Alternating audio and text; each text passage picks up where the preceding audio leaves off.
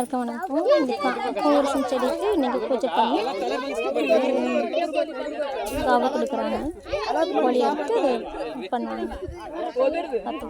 இந்த மாதிரி வழக்கம் எல்லா கிராமத்துலேயும் இருக்கான்னு தெரியாது. ஆனால் எங்கள் ஊர் வழக்கத்தில் இது பண்ணுவோம். ஏன்னா எல்லாத்துக்குமே காவை கொடுக்குறது வழக்கம் இல்லைங்களா. அப்படி எங்கள் காட்டுக்கு ராஜான்னா இந்த பூவரசம் செடிக்கும் இன்றைக்கி அஸ்தில் வரணும் பூஜை பண்ணுறது வழக்கம் தாங்க எங்கள் கிராமத்தில். மாடு எத்தனை பேர் இன்னும் மாடு